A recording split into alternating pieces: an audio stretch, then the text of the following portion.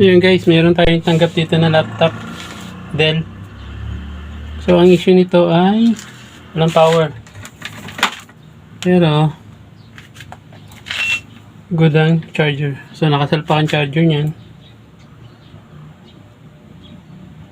So meron siyang 19.44.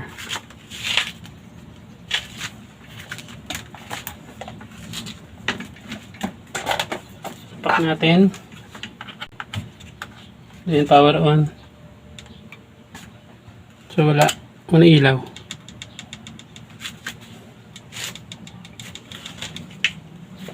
So bubuksan natin yan. Then check natin yung loob. So yan, binuksan na natin yung cover niyan. So nag visual check tayo dyan. Tapos nag voltage measure din tayo. Hindi ko lang na-videohan.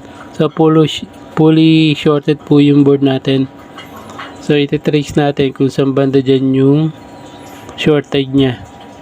So kasi pagka pala nakasalpak yung charger, namamatay yung power indicator ng charger. So meaning fully shorted yung ating laptop. So yan guys, i-check ko lang yan. So trace ko kung saan yung banda yung shorted na pyesa o component. So yun guys, nakita na natin yung shorted. Nasaan na ba yung tumilapo na?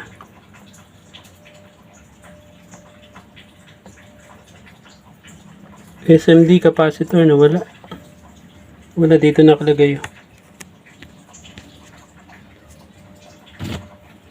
Dito yan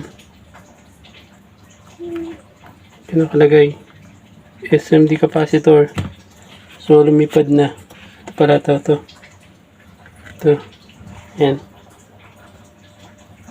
So yan yung shorted. So tinanggal natin. Gamit lang tayo ng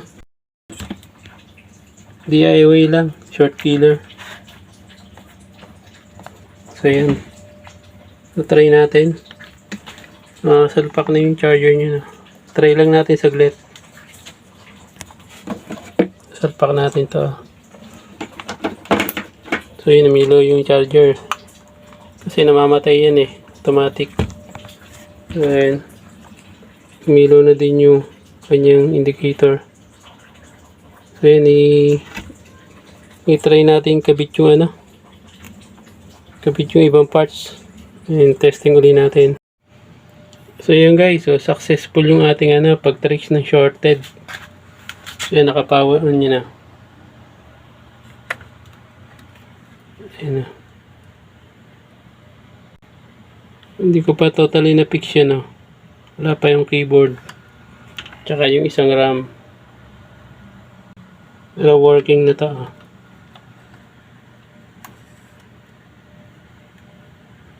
Yun lang. Isang SMD capacitor lang ang shorted. So nakachamba tayo ng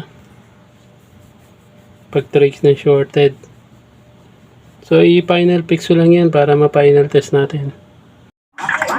So yun guys, okay na yung ating laptop na na-repair. So yun, working yun. So yun guys, ang naging problema lang yan full shorted. Meron tayong na-detect na shorted SMD capacitor. So tinanggalan natin, pinalitan natin yan. Nag-okay na. Microwave oven, American home. So yun guys, hanggang dito na lang. Salamat.